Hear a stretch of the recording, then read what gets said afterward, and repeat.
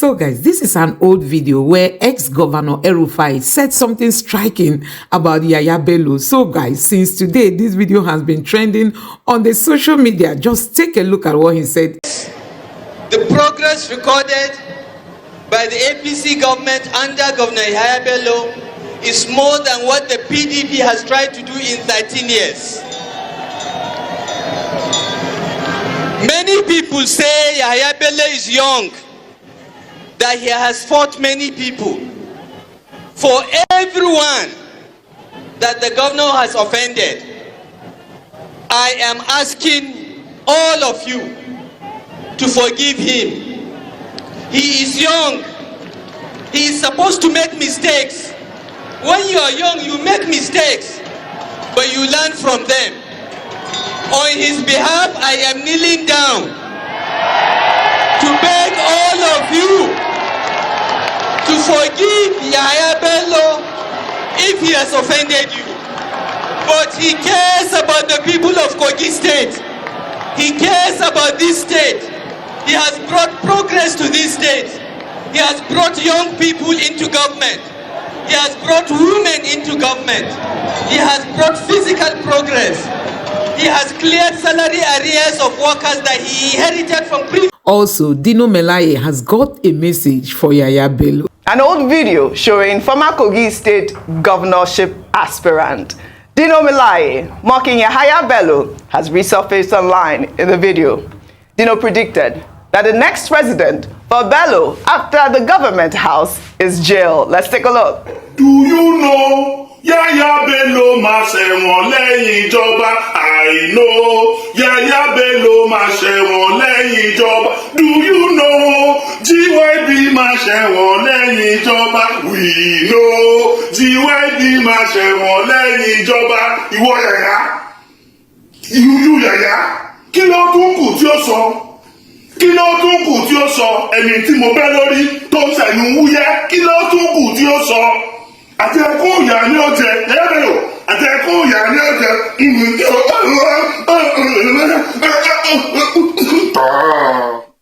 We all know the famous Ntoy. I mean, this was back in 2018. You're cracking up. Never get old. I mean, never ever get old. I mean, but how classic. Let me just say that since Dino Melaye didn't win his ambitions to being governor, he might consider a career in entertainment and maybe skit. Oh, he started skit making or even in and music. He should also go into music. Someone at the cinema where you Oh, excellent. Okay, so now going to the Yahaya Bello story, Daniel Boala raises some very pertinent questions, and I was having a conversation with someone yesterday, and that's what we're discussing in terms of how difficult really was it for the Efcc to have arrested him yesterday. We've seen when, well, not yesterday, when they invaded his home. We've seen when they were very adamant or very, when they had the will to do so. And even when he involved them illegally, some might say, opening up the roof of a particular former governor. Oh, which was a correct. Yeah, which was, they actually did that. So what was stopping them from doing that? Then the governor, that's Governor Ododo, is the only one who has immunity.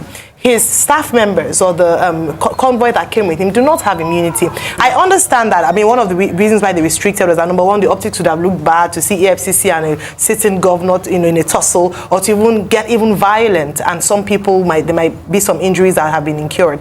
But it will be difficult to imagine that it's hard to locate where Governor Yahaya Bello is. I mean, and then in terms of the governor himself, I think it's quite sad that a sitting governor would be said to be harboring a fugitive, or might know the whereabouts of someone who is wanted by the EFCC. The first port of call, let them go to the government house. Let them ask questions around. If he left in a particular vehicle, can they trace where he went to? It cannot be so difficult. And what some people were saying was that, why didn't they put a bit of ransom for him? He would get a lot of leads, anonymous calls as to where they can find Governor Yahaya Bello. But at the end of it all, it is still that big question. What is he running from? Why are you running? He is the white lion. A lion is never afraid to go into the jungle for a fight, or to at least defend himself. So let him do what he's meant to do. Let's not have drama around this. Yes, absolutely. I mean, the Nigerian Immigration Service has also released a circular. They are asking for him as well. But I mean, that circular was quite the circular. There was no date of birth on that circular. But they've also declared him wanted. In another development, Abdulaziz Ganduje, son of the national chairman of the All Progressives Congress, Abdullahi Ganduje, is said to have visited the Kano State Anti-Corruption and Public Complaints Commission on Wednesday to show support for the commission's case against his father.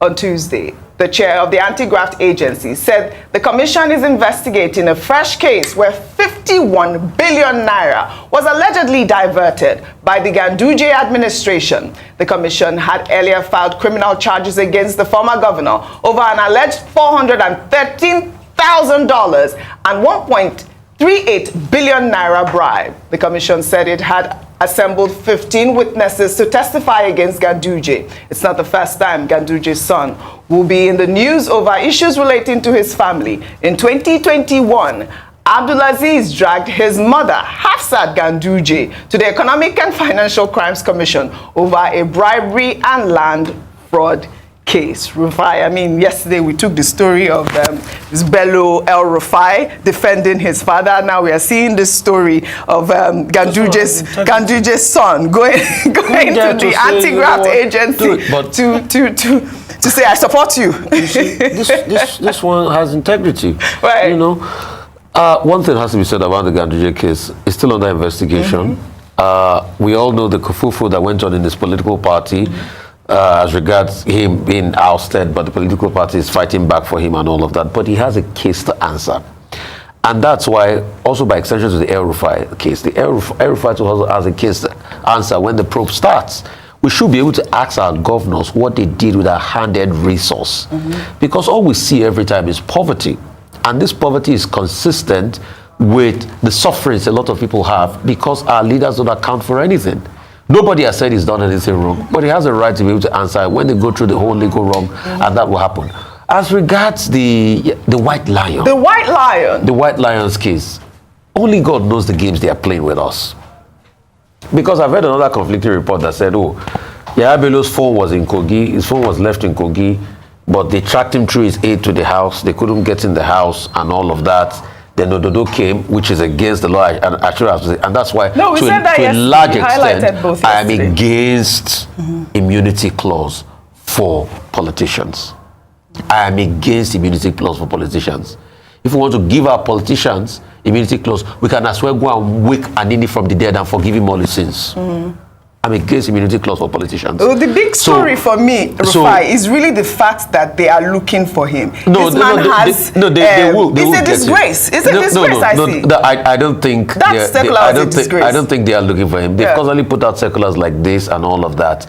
You know, we've even had people that have even gone to see the EFCC that they still put out the circular. I think he should just go there with his lawyers and he should start his own case with the EFCC and all of that. So I don't think they're looking for him. I don't think it's become a pin or a needle in this country that they cannot find and all of that. But he also has a right to be able to give accountability as regards how the resources of the people of Kogi State was spent. Absolutely. And let's save ourselves all this drama. And we're talking about Rochas. Please.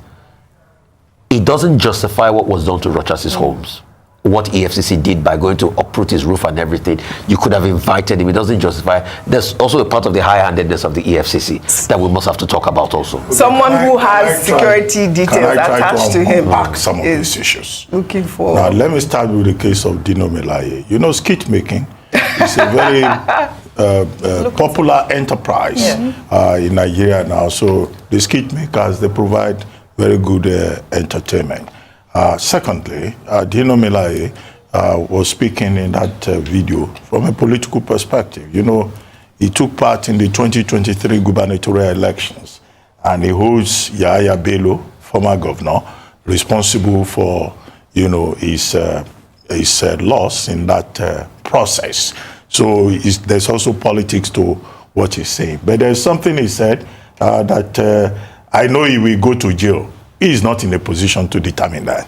He has no, you know, judicial powers. He's not the person in charge of the case. Nigerians, you see these politicians, they don't mean well for the people. They don't mean well for Nigerians. Most of them are just there to get into office and embezzle.